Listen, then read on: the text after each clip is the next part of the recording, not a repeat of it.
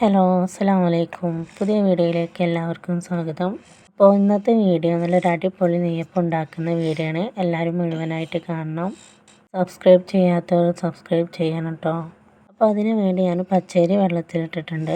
നമ്മുടെ റേഷൻ കടയിൽ കിട്ടുന്ന പച്ചരിയാണ്. കുറച്ച് സമയം കുതിർക്കാൻ വെച്ചിട്ടുണ്ട്. പിന്നെ അതിലേക്കുള്ള ശർക്കര പാനി ഉണ്ടാക്കുകയാണ്.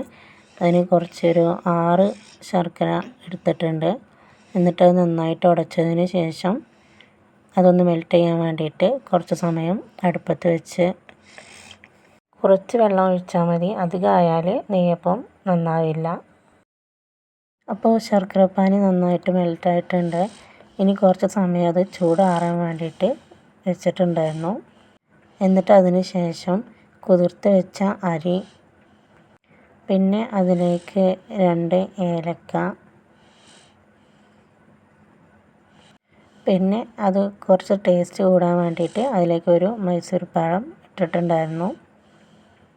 നെയ്യപ്പം നന്നായിട്ട് പൊങ്ങി വരാൻ വേണ്ടിയിട്ട് ചിലരൊക്കെ അപ്പസോഡ, പപ്പടം ഇതൊക്കെ ചേർത്ത് അരക്കാറുണ്ട്. ഞാനതൊന്നും ചെയ്തിട്ടില്ല. പിന്നെ അതിലേക്ക് മെൽറ്റാക്കി വെച്ചിരുന്ന ശർക്കര പാനി ഒഴിച്ചു കൊടുത്തു. പിന്നെ അതിലേക്ക് വേണ്ടിയിരുന്നത് ചെറിയ ജീരകമായിരുന്നു. കുറച്ച് ചെറിയ ജീരകവും ആവശ്യത്തിന് ഉപ്പും ഇട്ട് കൊടുത്ത് നന്നായിട്ട് അരച്ചെടുത്തു. കുറച്ച് അരച്ചതിന് ശേഷം അതിലേക്ക് 2 സ്പൂൺ മൈദപ്പൊടിയും കൂടി ഇട്ട് കൊടുത്തിട്ടുണ്ടായിരുന്നു. എന്നിട്ട് നന്നായിട്ട് അരച്ചതിന് ശേഷം ഒരു പാത്രത്തിലേക്ക് ഒഴിച്ച് കുറച്ച് സമയം വെച്ച് ഞാൻ കുറച്ചധികം അരി എടുത്തിട്ടുണ്ടായിരുന്നു. അപ്പോൾ ഫസ്റ്റ് ട്രിപ്പിൽ തന്നെ മുഴുവനായിട്ട് അരക്കാൻ കഴിയാത്തതുകൊണ്ട് രണ്ടാമതും കുറച്ചും കൂടി ഉണ്ടായിരുന്നു. അതും കൂടി ഒന്ന് അരച്ചെടുത്തു.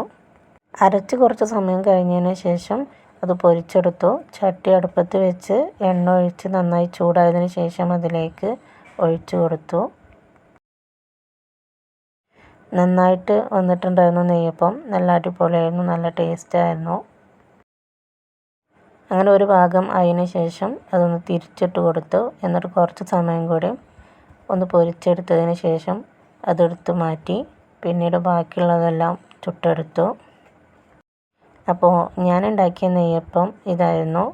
എല്ലാവരും ഒന്ന് ട്രൈ ചെയ്യുക. എല്ലാവർക്കും അറിയണതായിരിക്കാം. ഞാൻ ഉണ്ടാക്കിയപ്പോൾ ജസ്റ്റ് ഒന്ന് വീഡിയോ എടുത്തു എന്നുള്ളൂ. വീഡിയോ ഇഷ്ടമായെങ്കിൽ ലൈക്ക് ചെയ്യുക, സബ്സ്ക്രൈബ് ചെയ്യുക. Thank you for watching.